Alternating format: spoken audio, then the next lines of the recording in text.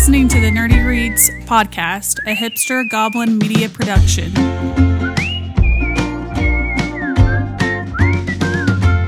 Hey, what's up to all our nerdy friends from the Nerdverse? Welcome to the Nerdy Reads podcast. We read nerdy stuff such as sci-fi and fantasy books, comics, manga, and horror.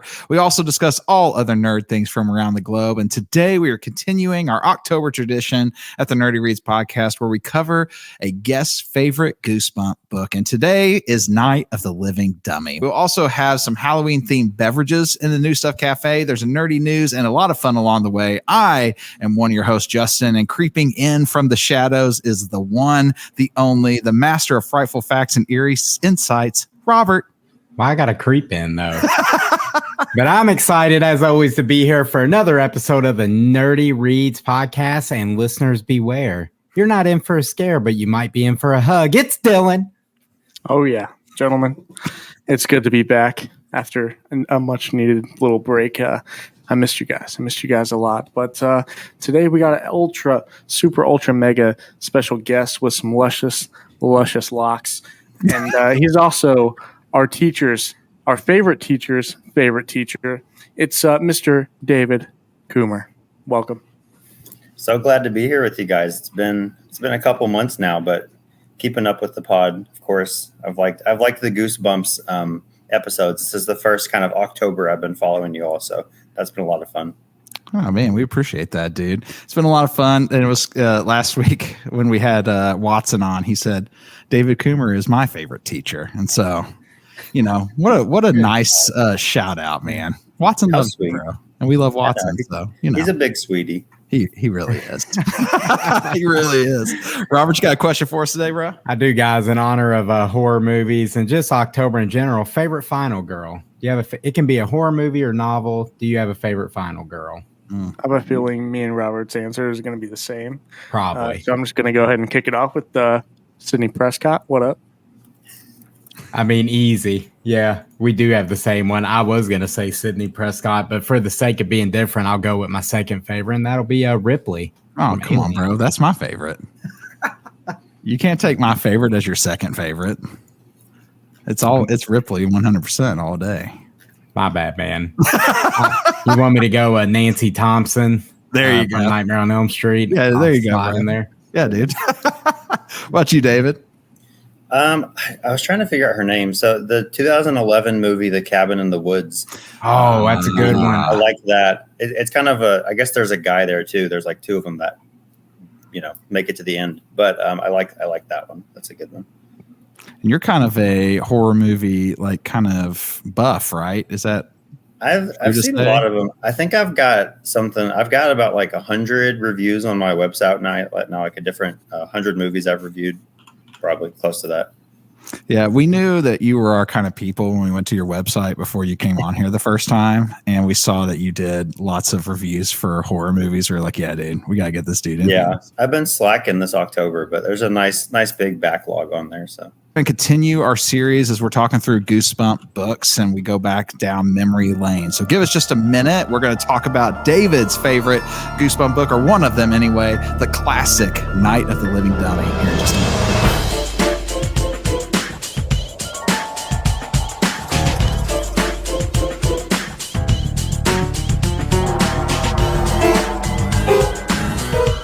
All right, like we said last week, R.L. Stine needs no introduction, but for those of you who may have missed it, R.L. Stine is an American author best known for his Goosebumps series, which has sold hundreds of millions of copies worldwide, often called the Stephen King of children's literature.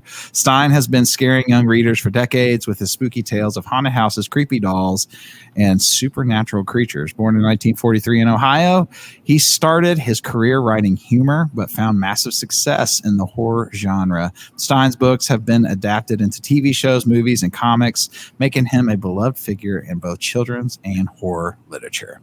Today, we're talking about the classic Night of the Living Dummy. And Robert, what's up, bro? Give us the rundown on this one. All right, dude. So twins Lindy and Chris find a ventriloquist dummy in a dumpster. Lindy decides to rescue it, and she names it Slappy. But Chris is like jealous. It's not fair. Why does Lindy get to have all the fun and all the attention? So Chris gets a dummy of her own, and that'll show Lindy. So weird things begin to happen. evil things, and is it the dummy causing all the trouble? Dolls come to life, man. Which is scary in and of itself. So this was a pick that David sent us a few books. This was one of the ones on the list, and we have not done this one yet.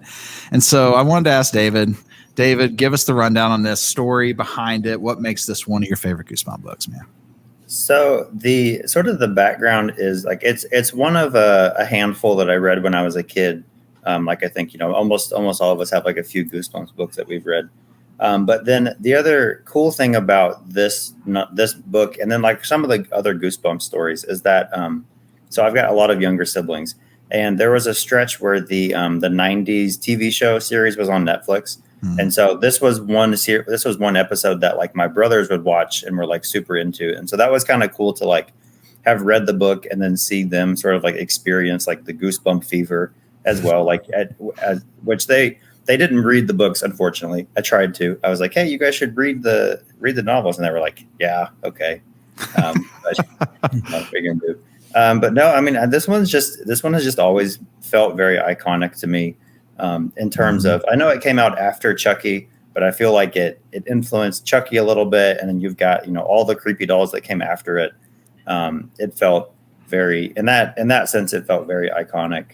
And then I also just think, like I said, like the TV episode, I think is one of the best ones that they made. So kind of the book and the TV show just kind of like hit the perfect spot for me, I guess. It is iconic. That is 100% true. Slappy's all over the place. I mean, he's kind of like a main character right now too, isn't he? He was in that Disney Plus show, yeah. Mm-hmm. Right, yeah. He keeps coming back up, which is kind of his whole thing, I guess. Can't get rid of him. That's so true. Which that show, he's terrifying in that show too. He is, yeah. I like the name too, Slappy. Like it doesn't sound frightening at all. But you don't want to mess with him. You don't want to mess with him, no. Well, dude, I'm going to throw you guys for a loop because I haven't read this book in probably 30 years. There's me showing my age. I mean, I was a child at the Scholastic Book Fair buying some Goosebumps when they were like, hot off the press. And this one right here, I was probably a child when I read it. So when I went back, I'm like, all right, Slappy, iconic Goosebumps, dude. And I'm reading this novel, and the entire time I'm like, when's Slappy do anything? What is this puppet named Mr. Woods? Am I being Friday the 13th right now? And you very much are. Like Slappy at Night of Living Dummies on the cover. The man does nothing in the whole book. There's another puppet named Mr. Woods, and he's the one possessed. And this whole book is Mr. Wood doing everything. Slappy's there. He's chilling, but he's just a dummy. And then at the end of the book, Slappy, like I guess the spirit from Mr. Wood enters Slappy. And then from book 2 on, it's Slappy. And from there on, it's Slappy. And he becomes like this massive mascot. But it's very much Friday the 13th, where the first movie, it's not Jason, it's Miss Voorhees. Well, it's Mr. Wood, it's not Slappy. And when I revisited this for this episode, just to like refresh, I was like, I remember none of this. What is a Mr. Wood? No, that's a great comparison. I didn't even think about that. The similarities with Friday the 13th, that's spot on. Yeah. Spoilers, by the way, for anyone who hasn't seen it. Sorry. I threw it out there because I was actually shook. And then when I was reading this outside of the Mr. Wood, the beginning of the book, these kids find this. They thought the dummy was a kid in the dumpster for one, and I chuckled at that. R.L. Stein's weird humor. Kids. Yeah. Bring it home, and right off the jump, it's like, no good's coming from this. You're bringing the dumpster you found in the trash home. All bad. Did you all ever see the 2015 Goosebumps movie with like Jack Black and the kind of modern one? That I feel like Slappy, like I didn't love that movie, but I feel like Slappy was like the only one of the good parts about that movie in there. Like he was solid. He was, and the fact that he's kind of the ringleader for all of it. I thought there were some cool little shout outs and throwbacks to it. It was chaotic. Yes, I mean, my kids liked it, so therefore I was like, this. It was one of those like, I'm not miserable watching this with my kids type of movies. So I get what you're saying. It's not like great, but yeah, Slappy was good in the show. Like, yeah. Another thing that surprised me about this book being a kid's book, like Mr. Wood's kind of vicious, dude. Like he's not. It got a little dark for a moment. He's like choking their dog out, and I'm like, hold on, man. He's over here trying to kill the dog to get the kids' attention. He's like punching kids in the gut. he told this one teacher, like, is the number of chins you have your age? And I was like, hold on, bro. R.L. Stine's going for people's necks, man. Mr. Wood was ruthless. And he, the ending of the book is like all Goosebumps have that like shock factor ending for the most part. Like the dummy gets ran over by a construction worker. He gets like bulldozed. And like a steamroller. Yeah. And it's like spirit leaves his body and I guess goes into Slappy or whatever happens. But the guy driving the bulldozer gets out and he's like, oh my gosh, I ran over a kid. I'm like, what is happening in the world of Goosebumps? And then he sees it's a dummy. He's all relieved. But it's kind of weird that it starts and ends with that. Like they think it's a kid in the dumpster and then he runs. It's some weird parallelism there. And I feel like that's kind of, I feel like there's, you know, when we talked about the shocker on Shock Street or whatever last week, there's all sorts of little tidbits inside of that book that reveal like what the ending was, but you didn't catch it if you weren't really paying attention to it the first time through. And there were probably even things like you were saying, parallels in that book that we probably even missed. I'm sure that's probably very similar in this, you know, with the whole kid miss there. Yeah, it's the English teacher in me, but I've always anytime I reread, you know, R.L. Stine, I appreciate his, you know, he does, like you said, tons of foreshadowing, lots of parallelism, which I think it's when you're writing for an audience of kids, it kind of helps them like stay on track with the story and stay engaged. And like you said, you have like the shock factor. Like he clearly, you know, one of the, like you said, like the Stephen King of kids horror. He 100% knows what he's doing. Just a master of it.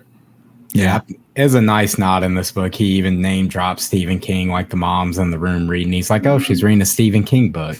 They didn't, you know, relate to it, but I like that he gave a little like head nod. Like, what up, man? Does he write his own books, R.L. Stine? I'm just kidding.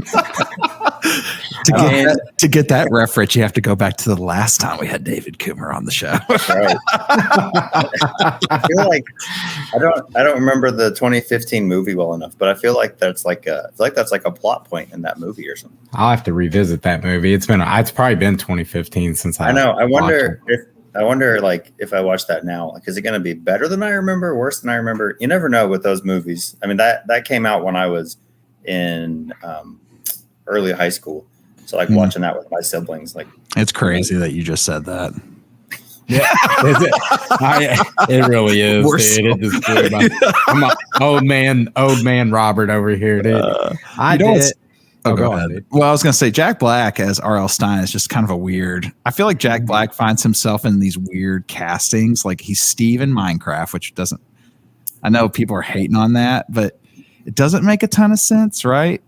Him as R.L. Stine also didn't make like a ton of sense. I mean, he was funny in it and he was fine. It ended up being fine, but it's just one of those weird, like, I feel like Jack Black's that dude that everyone just looks at and they go, if we can get him, let's just do it and find a way to make it fit, you know? Right.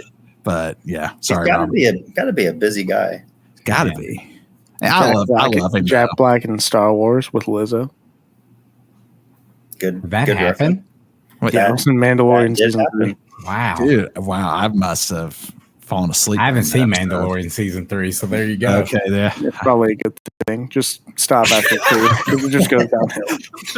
If you see Jack Black, you went too far. That's probably true.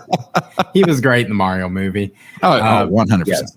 Yes. So, like, one thing I do when I read a Goosebump book, I like to go back and watch that old 90s show. So I went to Netflix today, and I'm searching for Night of the Living Dummy, and I don't see it. And I go to YouTube, I don't see it. I'm like, where is the first one? I see part 2, 3. I even see Bride of the Living Dummy, of all things. So I go to Reddit, where I get I trust everything on Reddit. Everything you read there is truth. Facts. And they never made an episode for the first book because the showrunners simply felt that 2 was better and easier to do, and they wanted to get straight to Slappy, and they didn't want to mess with the Mr. Wood of it all. Pause. Yeah. So, yeah, I guess that makes sense. They did not want to do the Friday the 13th thing. Yeah. And when I watched the episode, I did watch Night of Living Dummy 2 on Goosebumps, and I was like, okay, this is the Slappy I remember.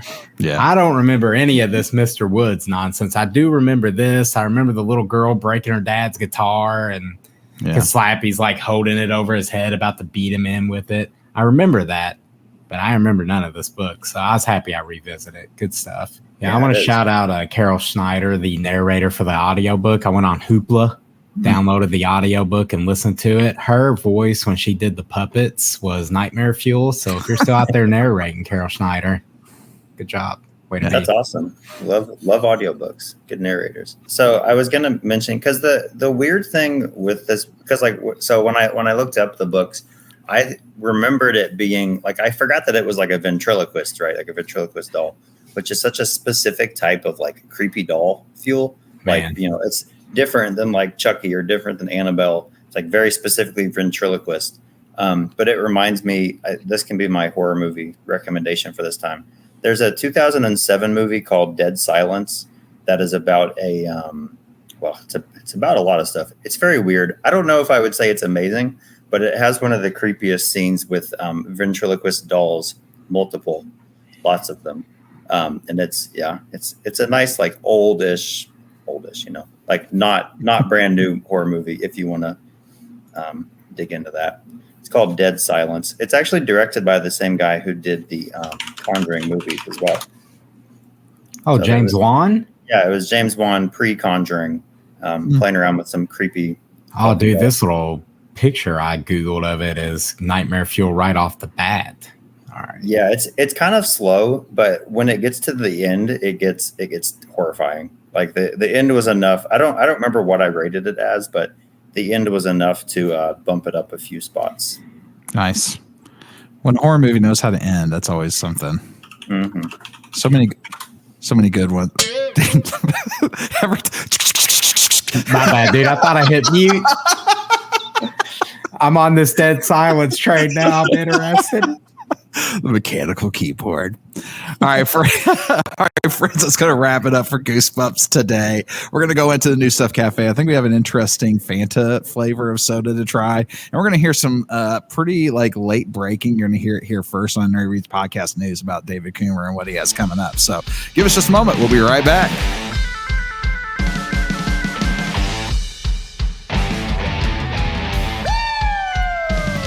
All right, guys, welcome to the New Stuff Cafe. Today, we have an interesting beverage that we're going to be trying, and we're going to hear a little bit more about David Kummer and what he has coming up here very soon for all of us. So we're looking forward to hearing about that. But for now, Robert, what are we having? Last year around this time, guys, we tried What the Fanta. Every year around October, they release a mystery Fanta, and not a single one of us guessed blood orange last year, but it was blood orange. That was the mystery flavor. This year, there is no mystery. They partner with Warner Brothers. They've launched a limited flavor to celebrate the sequel to 80 movies classic Beetlejuice. The flavor comes fashioned in a green color wrapped in black and white stripes with a photo of Batman dressed up as Beetlejuice for Halloween. On an apple is the name. I can only assume this is going to taste like probably Granny Smith apple, which I hope not. As soon as you pop it open, take a whiff. It smells really weird. It smells really weird. Yeah. Like it does. I mean, what else would you expect with Beetlejuice, though? I know. They have to have not going to be normal. This kind of actually reminds me of like it's similar to like when you go to the dentist at the end they put like the fluoride on it. Oh yeah, yeah. That's kind of yeah. It does. Yeah, it is a weird smell. It's 260 calories and 70 grams of sugar. So if you drink too many of these, you will be at the dentist. Wow. Okay, Dad. And it is sweet. And it actually, dude, it doesn't taste like a Granny Smith apple. It tastes like apple cider. Skull. Skull. I hate it. You hate it? I literally hate everything about this. Maybe if you warm it up, it'll be warm apple cider. That's it. Need to warm it up. It's cold apple cider. That's what this is. Carbonated apple cider. I'm not going to lie. I usually don't like apple flavor stuff, but I don't like things that are cold tasting, but they taste warm. I don't know. You know what I mean? Like it's cold, but it feels like it's warm. Yeah. I hate it. I don't like that. I get that warm taste. Yeah, I don't dig that at all. I'm going to go ahead and put this in the, I'm going to go ahead and pass on this beverage. Even if there was a 0 sugar version, I wouldn't have this again. However, it is a limited time flavor, so try it out and form your own opinion. Fanta sponsor us. Justin had to pull out the Powerade. Powerade Zero, bro. Hey, listen, dude.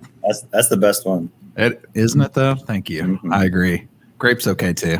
All right, guys, you heard it here. We actually like Fanta too. Most of the time, I like Fanta flavors. This is the first one I have not enjoyed. So there you go. All right, guys. All right, we want to talk to David. David has shared with us before he came on today that he has some news that he wants to kind of talk with us about. Before we do, Robert, you read the most recent book, didn't you? Yeah, I read The Silent Forest. Exactly. Sequel to The Misery House. What up? And so I feel like before we get into what's new, let's talk about what's already out for a minute and share with people that book. Because right now you could get into that right now, like instantly. Isn't it like on Amazon is it still, we said last week it was 99 cents, right? It is. It's actually the Kindle version is still on sale for 99 cents. You can get paperbacks, hardbacks as well on Amazon or Barnes & Noble. And it is a perfect Halloween time kind of book, as I think Robert could testify. So if you're looking for a good kind of spooky read for the next, week and a half, that'd be a good one to pick up. Awesome. And so, Robert, I know that you mentioned earlier that you had some like questions maybe about this book specifically. So go ahead and hit him with those. Well, first, I just want to go and say there might be some spoilers, and by might, you might hit some. So if you're interested at all in The Misery House, and you should be, go check it out. For the price of this bottle of Fanta, you can buy The Misery House and The Silent Forest, and you should do that instead. Trust me. That's right. That's a good ad. Pass on this. And go ahead and get The Silent Forest. You know what I mean? Absolutely. So that's it. I just maybe some generalized questions, and I'll try and stay away from too heavy spoilers. But first, I need to know, do you have like a concept art of the creature they encounter in the tunnel? Anything, man? Something right. I need to know. My head was going everywhere. No, that's a great question. I really don't. When I was playing around with it, I don't have any concept art. I was sort of envisioning, if you've seen The Quiet Place, right? Those kind of monsters. Oh, dude. That mixed with something that's a little more like a wolf, like something in that spectrum.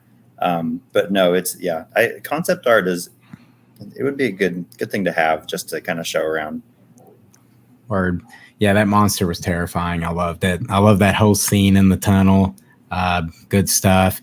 And you definitely kept me on the hook. Like, I think one thing I mentioned in Misery House, I was like, dude, I need to know what happened to Naomi. Like, I'm ready for The Silent Forest. I need answers. And then bam, you got me. So now I have to be a book 3 day one owner. Was that like always your intention to kind of maintain suspense going into book 3? Like, was it always planned to have kind of Naomi's story unfold in the 3rd book?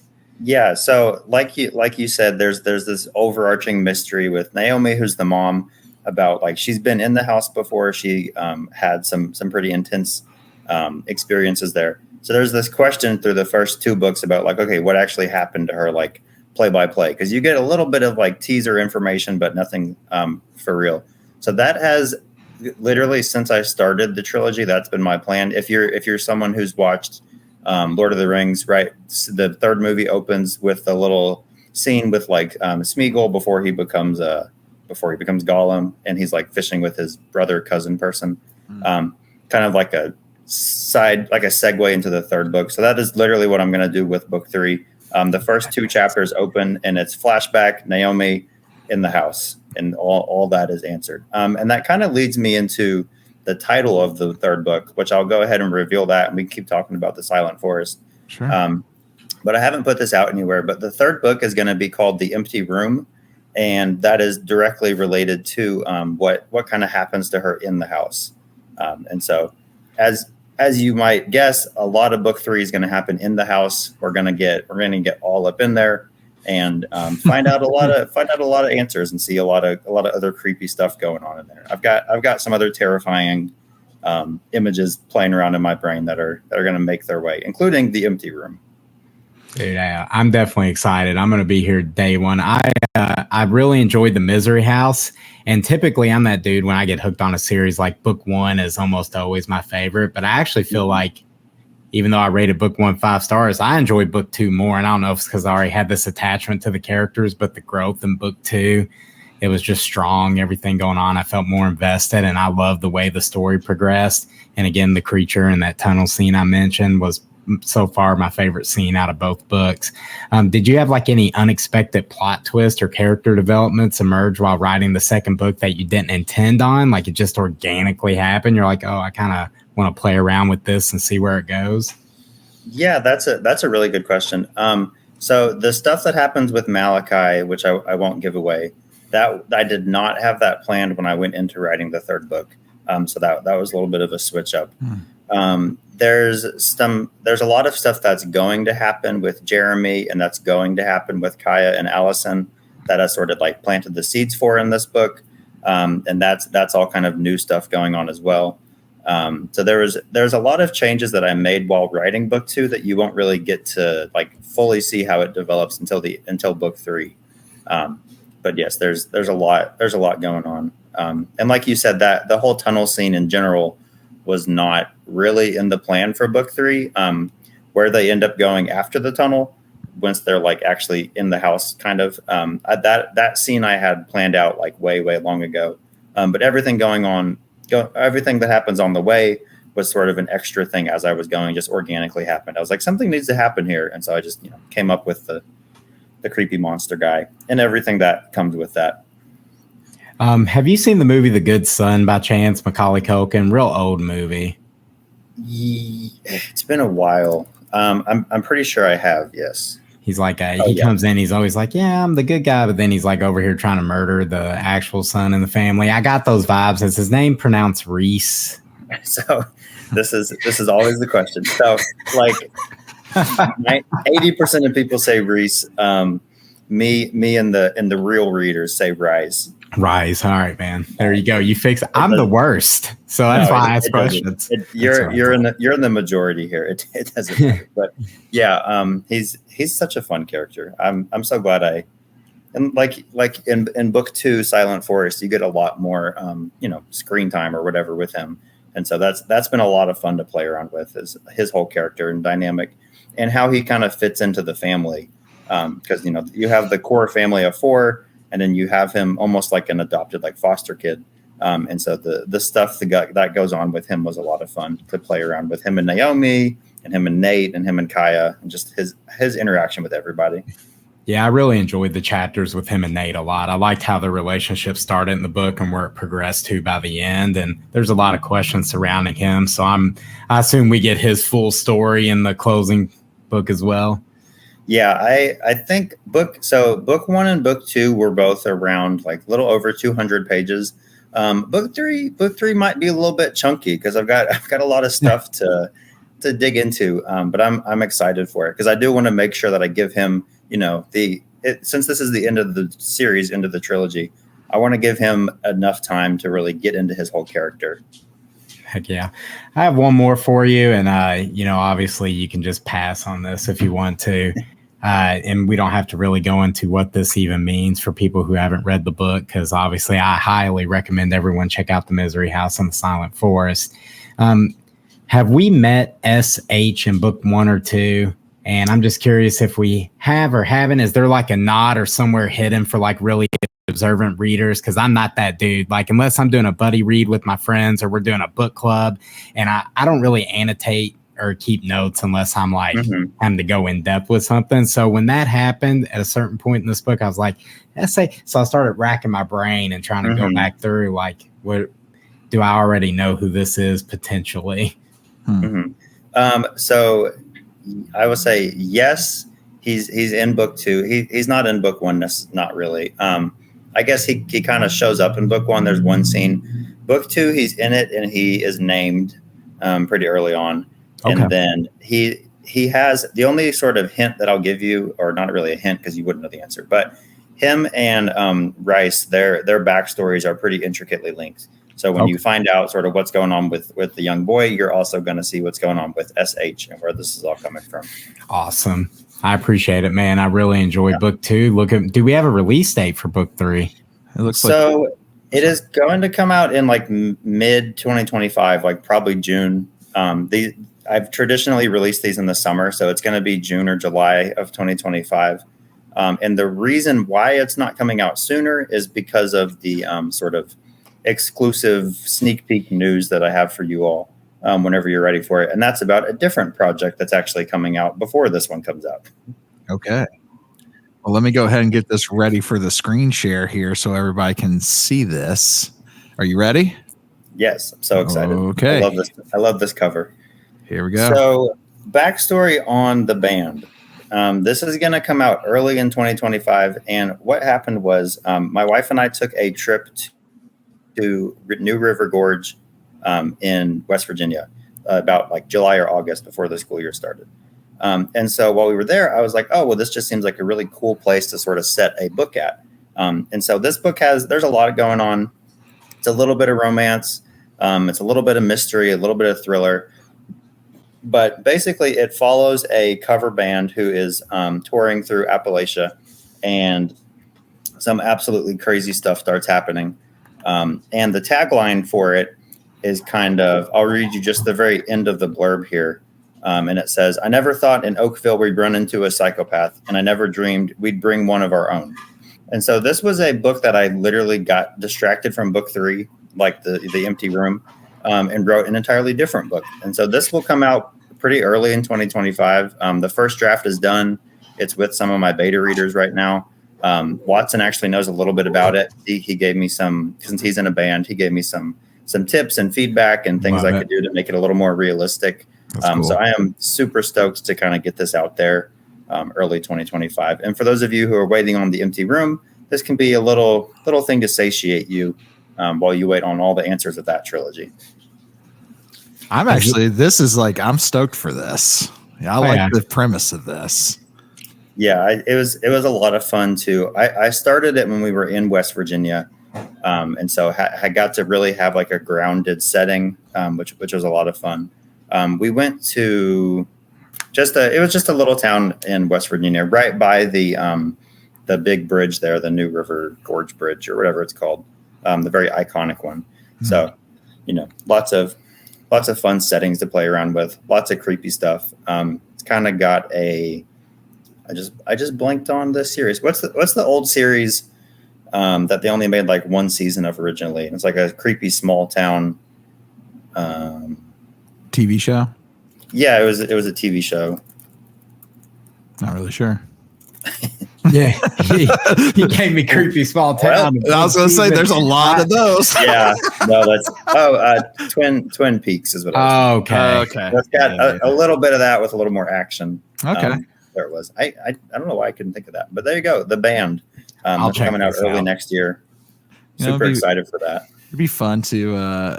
Was this a book? It sounds like to me anyway. If you guys did this and you went there this summer, was this one that just came to you quickly and you just busted it out in no time? Yeah, I started planning from the time I started planning it to the time I finished the first draft was probably like a month and a half, maybe 2 months.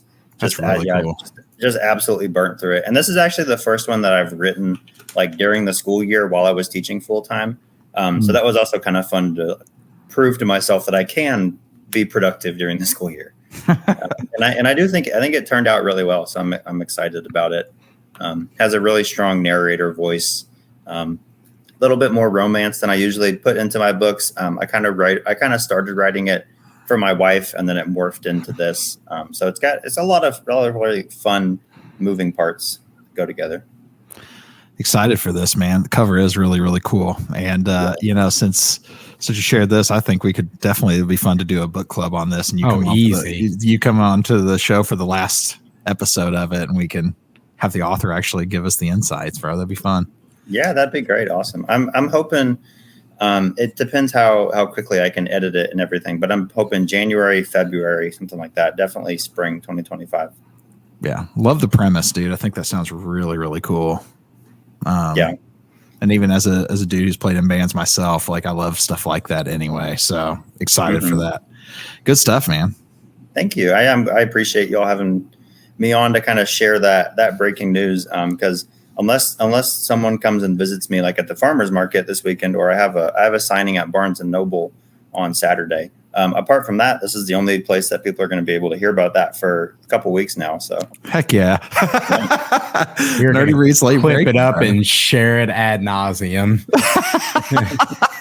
Yeah, when can we pre-order this book? I popped over to Amazon and I checked your page and I don't see it up here yet. Yeah, I don't have it up quite yet. It is so. Like I said, I haven't even released this yet. That's going to come out on Halloween. So you're exclusive for 9 days now. But I'm hoping by Halloween or around then I'll have a pre-order page up. Yeah, nice. That's really cool. Eyes out for it, man.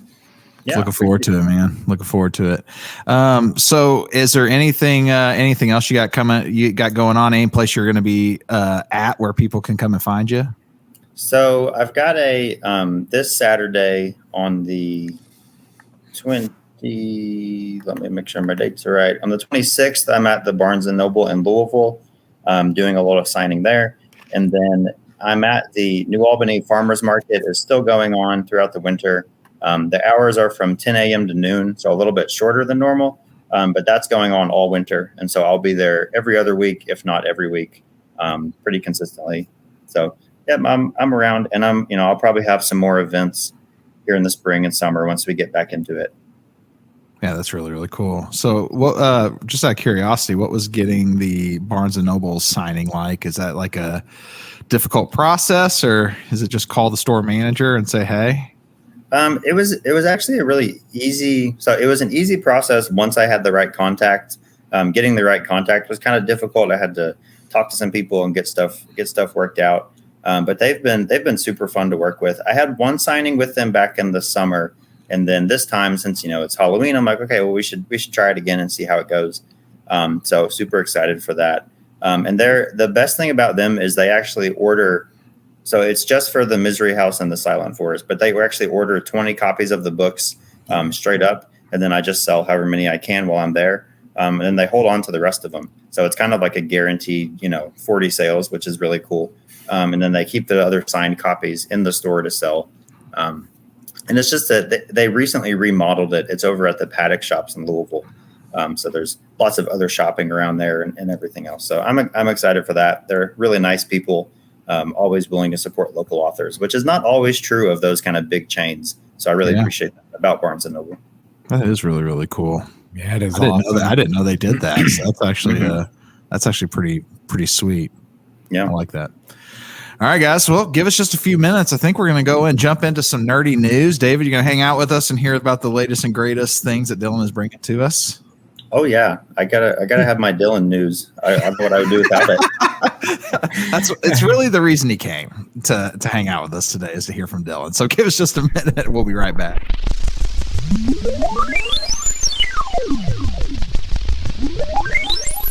So every time you tune in to an episode of the Nerdy Reads podcast, you can expect some of the latest and greatest news from across the Nerdverse. And every single week, we like to kick it off with the sighting of the week. And through the month of October, I had a plan of coming up with some of the spookiest places that I could find across the internet, but I had to call an audible this week.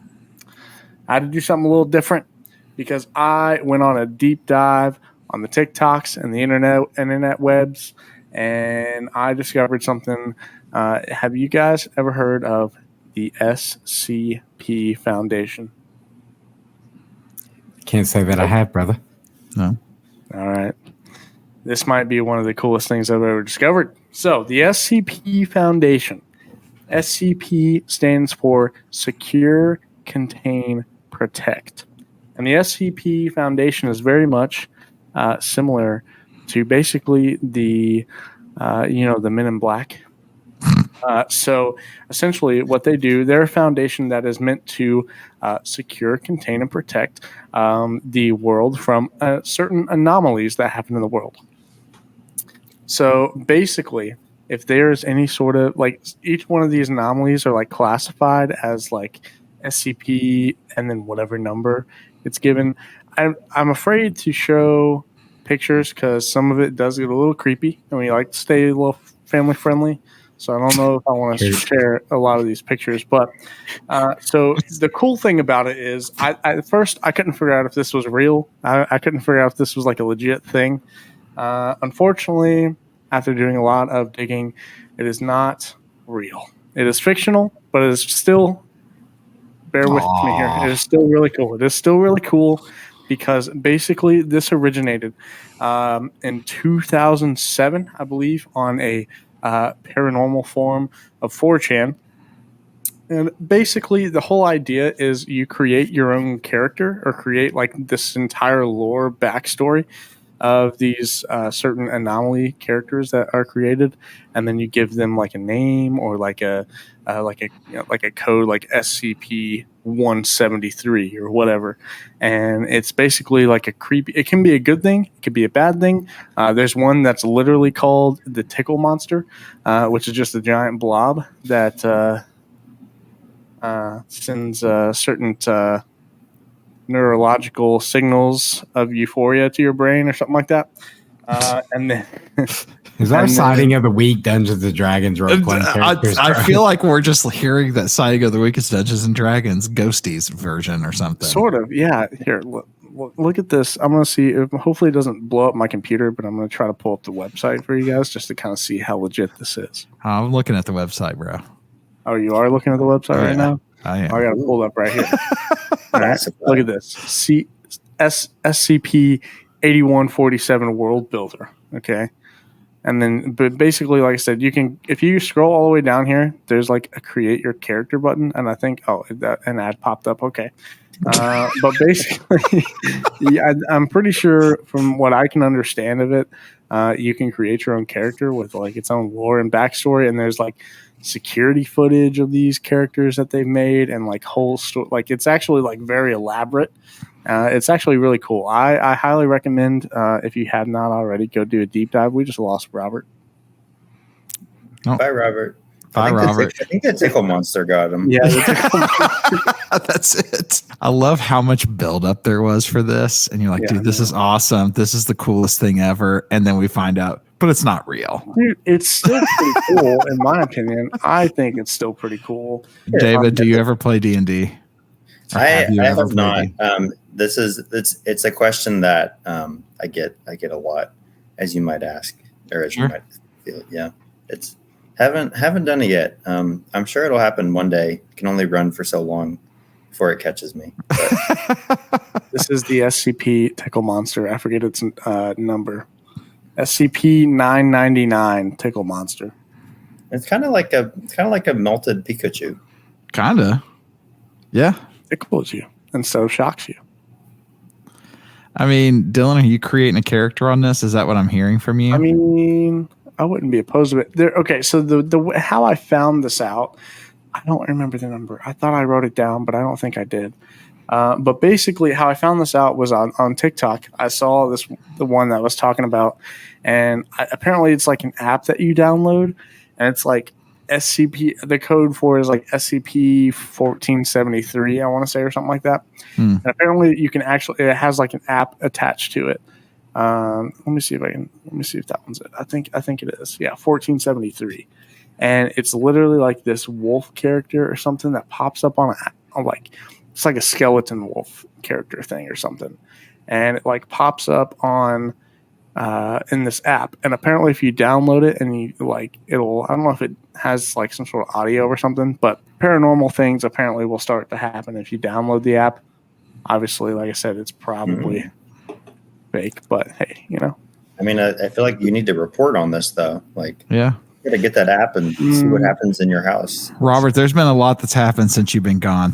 Welcome back, by the way. The host demon got me. Thank you. We thought it was the Tickle Monster that got you. Actually, we were actually worried. We were. We saw pictures of said Tickle Monster. Oh, here's another. This is another creature from this D&D. D&D. Dylan could have just told us he was interested. I will say, we would have been okay with it, bro. Some people came up. Bro, what's going on that Redbubble art? What's happening on that Etsy? What are we doing? That's a little too imaginary here. Ignore that. That's not the purpose of this. It's supposed to be creepy like this one little here in the corner here. But yeah, we'll get that off the screen. But yeah, that's basically SCP. I think my computer has a virus now. Not proxy. Definitely go do your own research on the SCP. I don't know. I found this. The way I came across it was I found about the app thing, but there was also like a real life screenshot of some military dude's helmet that said SCP and had the same logo on it, but it was probably just some airsoft dirt, let's be honest. But it was, yeah. So, but yeah, that's our sighting this week. 40 minutes later. Yeah. Just remember always to secure, contain, and protect. That's right. And I guess we're starting a campaign of this, and Kummer's going to actually be our dungeon master. Sweet. I'm here for it. And switching gears a little bit over to more so nerdy news, we've talked a lot about creepy books. We talked a lot about Goosebumps. We talked about Mr. Kummer's really awesome books that he has that I have not read. But if you had audio versions, I'd be totally down to read because they sound really interesting. So hit me up whenever you get those going. But we have some pretty exciting news, at least for Justin and Robert, and probably Mr. Kummer as well. Not so much for me because I haven't actually read the book, but there are A24 is a pretty big studio these days. If you haven't heard of them, I don't know what you're doing. Probably living under a rock, and that's okay. But they have taken on the task of creating a 10-episode series of Stephen King's Fairy Tale. I've not read Fairy Tale, but I know that Justin and Robert have. And what do you guys think? What are your thoughts? How you feel about that? An actual TV show adaptation of this? I think Mr. Coomer will probably say Stephen King had ghostwriters for this novel, Fairy Tale. I think the series could be good. We'll see what's up. I definitely like the beginning of that book a lot more than the middle. Mm-hmm. Ending was fine. So I would definitely check in on it. I'll check in on it for A24 alone. Right. Yeah. I feel like they do a lot of, especially like this last year and a half, they've had a lot of really solid movies in general, but especially horror movies. They've been kind of knocking it out of the park. Yeah, I'll definitely watch this, and I'll make a claim right now that may not be true, but we're going to cover all the episodes and put it on our YouTube channel. I'm saying it now. May not happen, but we might. But I am excited for this. I feel like Fairy Tale is the type of book that I probably would have enjoyed more if I wasn't trying to blast through it in like 5 days. And we tried because we were covering a book a week, and we were like, oh, we got to do this one. And it was a behemoth of a book to read in like a few days for me, especially if you got a lot of it. It felt like a lot, and it ended up feeling like work. But the front part of it felt like a Stephen King book. Middle of it felt like what's happening, and the end was fine. But I think if I would have spaced it out very similar to what we did with The Bright Sword, I think I probably would have walked away feeling differently about this book, because normally I like Stephen King stuff. So, but I did like it. So I'm excited for the show. I'm excited to see what they do with it, and we'll definitely be checking it out 100%.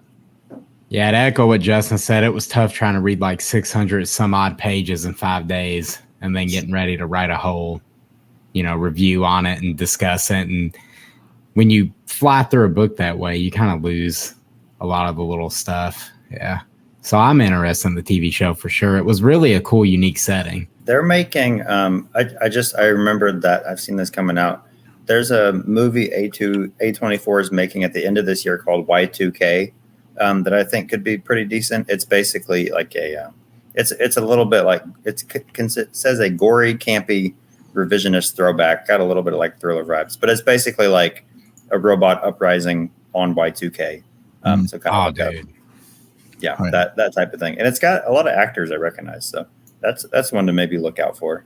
But like you all said, A24 is real solid in general.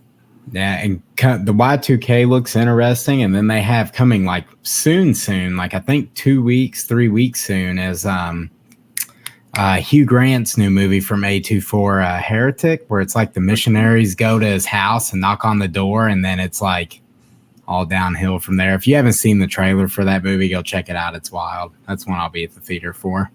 That's a good one for sure. I don't know if I've heard of either of those. I'll definitely have to do some more research and maybe even report on them on future episodes for sure. Have you seen the Nosferatu remake that's coming out at Christmas time? Oh, I have seen the. Did they release like some sort of teaser trailer or something? I think there was a trailer, a week or two ago. Are you excited for that? Are you skeptical? I would say I actually haven't. I've only seen like clips from the original version, so I haven't actually seen it. So, but I'm definitely interested to see how it turns out for sure. But moving on to our next news, if you guys did not know, New York Comic Con was this past weekend, and usually that's when they announce a lot of pretty cool things. But Disney is over here doing Disney things like they usually do, and so what they did was after pretty much going radio silent on the new Blade movie that they're supposed to come out with, they have officially pretty much, well, I guess unofficially, delayed that movie almost indefinitely because they, instead of having that slated for this year when it was supposed to come out, they actually replaced it with a new Predator movie, which honestly is not a bad thing. I'm a huge Predator kind of guy. But Blade is pretty much delayed indefinitely. But like I said, with that comes in the announcement of a new Predator movie called Predator Badlands. As far as info I know about it, I'm not 100% sure. But I believe it is coming out, I want to say November of next year, if I'm not mistaken. So I'm pretty excited about that. I really like the Prey movie. I don't know if you guys watched the Prey movie. I absolutely loved it. I thought it was great. But yeah, definitely looking forward to another Predator movie. And I always forget Disney owns Predator. It's always wild. Yeah, so, I guess I should have threw that in there too, that Disney now owns that franchise as well. So, I'm surprised they haven't ruined it yet. But as far as, they're doing an okay job so far. Just give them time. Yeah, that is true. Over time, it will probably happen. I feel like Prey was like The Force Awakens, and then all of a sudden, here we go. Be like The Last Jedi. It all comes back to Star Wars. I wouldn't be surprised if they announced Rian Johnson as the director. Why we hating on the man who directed Looper? Next. Yeah, I mean, if we're actually going to our next piece of news, I already mentioned this a little bit early in the show. I just don't know if it's going to make it into the cut. But the alien, I'm going to say this wrong. Is it Romulus? Romulus, yeah. Romulus is coming to VHS.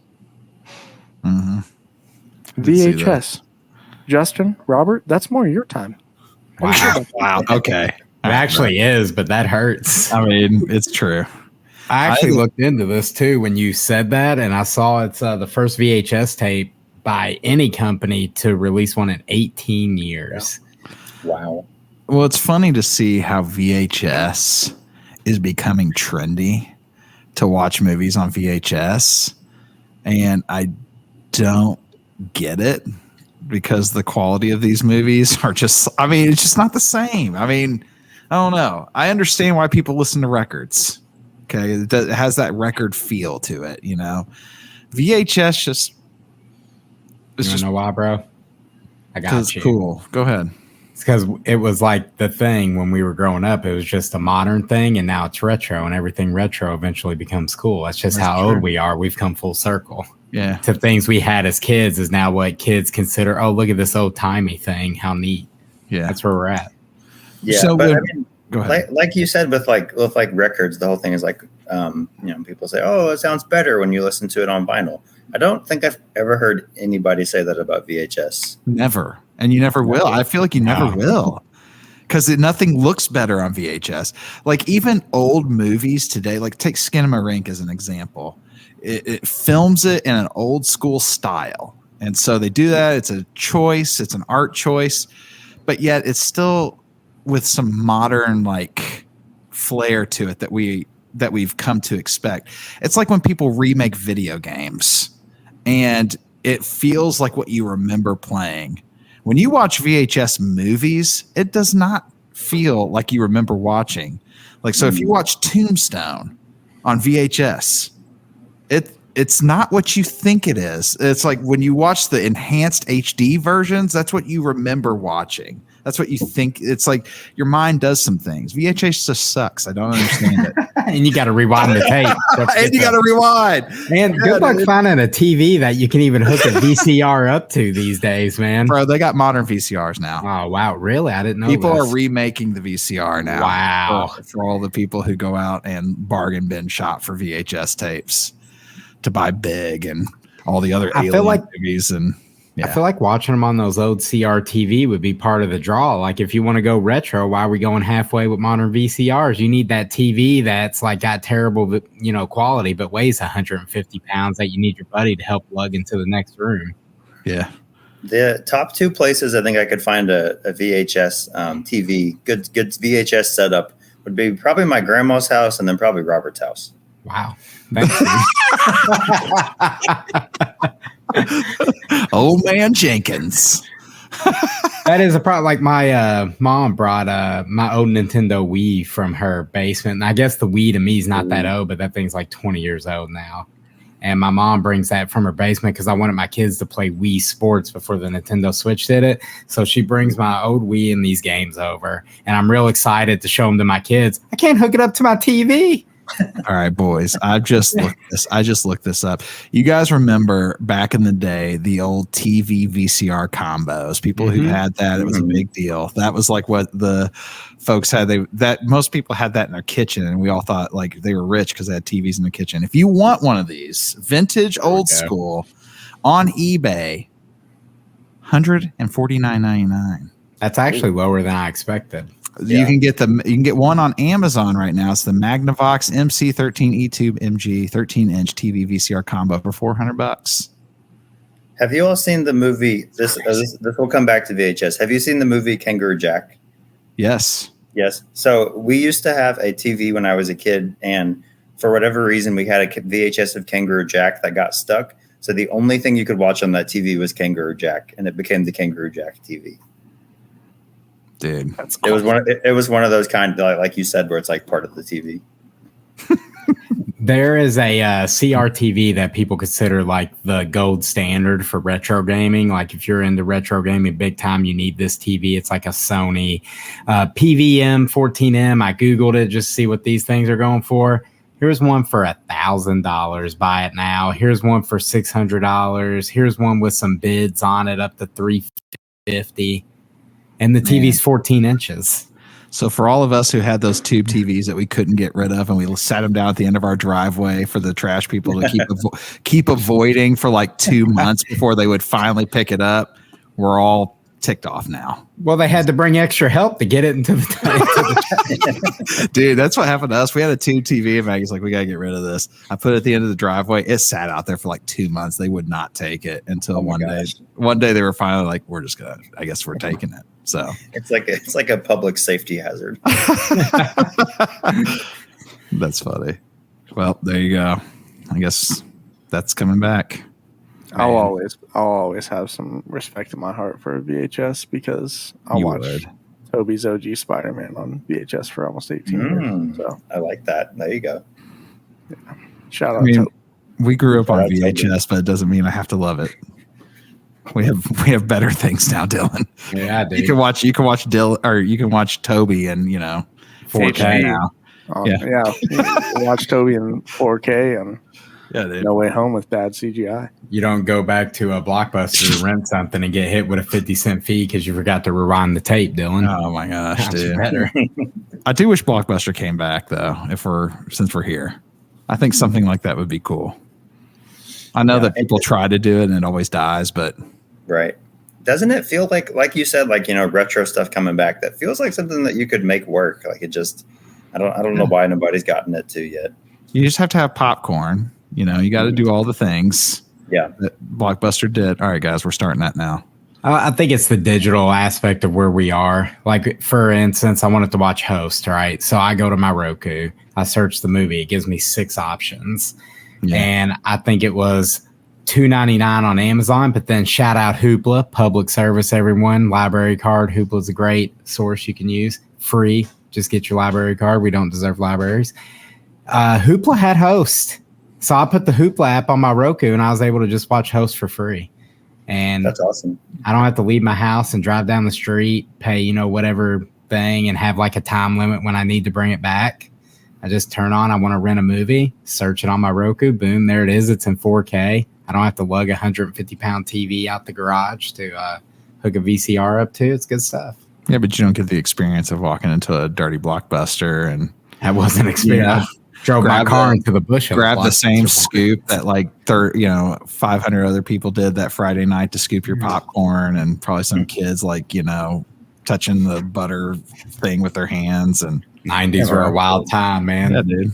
Think you're renting Super Mario All-Stars and get home and somebody had just taped Super Mario All-Stars on like Ken Griffey's baseball cart and stole Super Mario All-Stars. I remember when people would do that. Those were the days. Yeah.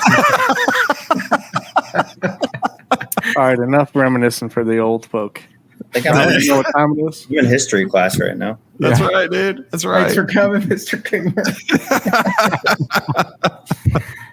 That's all right. I'd whoop any of y'all at Wii Sports, Wii Golf specifically. Oh, dang. Yeah, you're toast. Oh, dude. Throwing down the gauntlet. We need to make it happen now. Mm-hmm. That's right, bro. We could do that. Dylan teed you up earlier. Oh, did he? Yeah. My bad. That's My bad, dude. It's time for What's Hot. We here at the Nerdy Reads podcast can't read everything. That's why I bring you something random from around the book first. What's popular, what's trending. And book 3 of this series is releasing the same day that you're hearing this episode. And it is The Fury of the Gods by John Gwynne. If I butchered your last name, hopefully you're a listener of the show. I'm sorry. This is the Bloodsworn trilogy, and I don't want to potentially spoil the first 2 books in a series. So instead of a rundown of what the 3rd book is, here's what the trilogy has kind of got going on. The Bloodsworn trilogy is a Norse-inspired epic fantasy series that follows warriors, outcasts, mercenaries caught in a world of gods, monsters, and dark magic, everything you expect from high fantasy. The story revolves around ancient prophecies, vengeful deities, and a brewing war between humanity and mythical creatures. So there's themes of loyalty, revenge, and fate drive the characters as they navigate brutal balances and complex alliances. This one is already sitting at a 4.6 out of 5 on Goodreads. The second book in the series was a 4.5, and the first book in the series, The Shadow of the Gods, was a 4.3. So each book, it just gets better. Highly, highly praised by all the reviewers. This is one I have no idea how it passed by me because this is up my alley. It's tagged high fantasy, dragons, and mythology. And those are typically 3 boxes. You check them, I'm in there. He's got one of the wildest author pictures I've ever seen. If you just Google him, it's him sitting in a chair with an axe and 2 dogs. I gotta look at this, dude. Now we're on it. Yeah, I did some research into him. He's real big and he does like Viking reenactments also on the side. That checks out. I'm gonna go ahead and put this in a new tab so we can have this on the screen share real quick. We gotta let everybody witness this. Everybody's got to see it. Yeah, I mean, that's big. David, where you at, bro? That's he's what raising the bar, man. I know. Like, I didn't even know this was an option, guys. And those dogs even look tough, dude. Mm-hmm. Like, They do. not messing with anything in this picture. All right. And like his official author profile, he's got like chainmail on. I'm like, all right, buddy. And he's got the big old long Viking beard. Like, yeah, this dude's definitely going to have a Nerdy Reads podcast episode in the future. I want to check all 3 of these books out now. Heavily interested. But coming soon, dude, in the future, next week, we're going to be joined by another guest. His name's Harrison. You don't know him, but that's okay. You will after next week when we dive into a very special Halloween episode of the Nerdy Reads podcast. We're going to talk Harry Potter. We're going to drink a witch's brew from McAllister's. And who knows, Dylan may come dressed as a Spice Girl. We'll see. I mean, we hope so. You may find out. Which Spice Girl would you be, Dylan? Dylan can't even I'm gonna name be a Spice honest. Girl, bro. He doesn't know a Spice Girl, bro. We've had enough history lessons for one day, bro. Pick a monster. All we've done is showed our age Wait, this what's whole that? entire What's episode. that? Hold on. That's a good point. David, where can they find you? Yeah, dude, go ahead and give us your stuff, bro. So you can check me out on davidkummer.com. That's KUMMER. Also available on Amazon, Barnes & Noble. And if you follow me on any of my social media pages, Facebook, Instagram, Twitter, not X, Twitter. Those are my, I've always posted book updates and stuff on there, as well as movie reviews. And like I said earlier this episode, got a lot of really cool stuff coming out on Halloween and then next year. So stay tuned and find out all the fun stuff going on. Yeah, and go see him at the farmer's market or Barnes & Noble. So good stuff, man. We really do appreciate you being on this week, man. Yeah, I appreciate you all having me. It was a great time, as always. Looking forward to that spooky Halloween episode you teased and all the screenshots of Dylan that are to come. Of Dylan as a Spice Girl. I can't wait. All right, friends, that's it for us today. We had a lot of fun. We talked Goosebumps. We talked big news coming from David and talking about his new book, The Band, and different things like that. So we're excited for that. And you, like we said, we're going to do a book club on that. And we'll actually bring David on for one of those. I think it'll be a lot of fun.